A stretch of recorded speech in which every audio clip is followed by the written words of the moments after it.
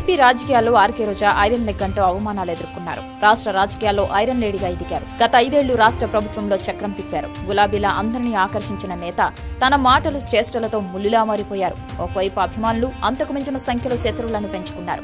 అమాత్య పదవితో పెరిగిన గౌరవం ఒక్క ఓటమితో కనుమరుగైపోయింది. సొంత నియోజకవర్గంలో తిరగలేని దుస్థితికి దిగజార్చింది. వెండితెర నుంచి పొలిటికల్ స్క్రీన్ వరకు అత్యంత ఆకర్షణీయంగా సాగిన ఆమె జర్నీ ఇక కొనసాగే పరిస్థితి ఉందా? అద్భుతమైన పొలిటికల్ కెరీర్ అర్ధాంతరంగా ముగిసిపోయినట్టేనా? ఆర్కే రోజా ఏపీ అసెంబ్లీ ఎన్నికల్లో ఘోర పరాజయం ఎదుర్కొన్నారు. ఆ తర్వాత సొంత నియోజకవర్గంలో పత్తా లేకుండా పోయారు. ఫలితాలు వెలువడిన నెల రోజుల్లో 1-2 సార్లు మాత్రమే బయటకు వచ్చిన రోజా పూర్తిగా ఇంటికే పరిమితమవడం చర్చనీయాంశంగా మారింది. ఇన్నాళ్లు రాజకీయాలతో బిజీగా గడిపిన రోజా ఇప్పుడు కుటుంబ సభ్యులతో కలిసి విహారయాత్రలు, ఆలయాల్లో పూజలకు మాత్రమే పరిమితమయ్యారు. అక్కడితో ఆగకుండా ఆలయాల్లోనూ కొత్త విధానాలకు కేంద్ర బిందువు అవుతున్నారు.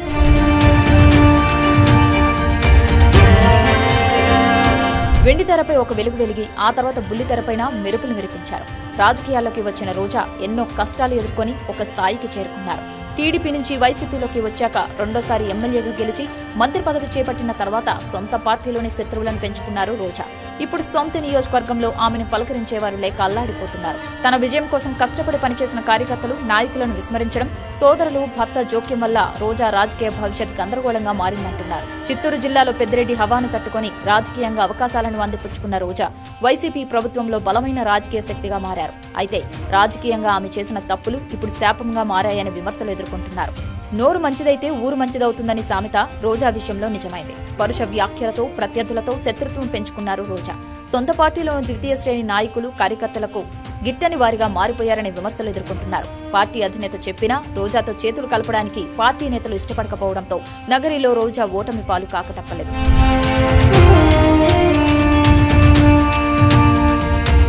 మాజీ సీఎం జగన్ వద్ద పలుకుబడితో నగరిలో తాను కిరీటం లేని మహారాణిలా చక్రం తిప్పారు.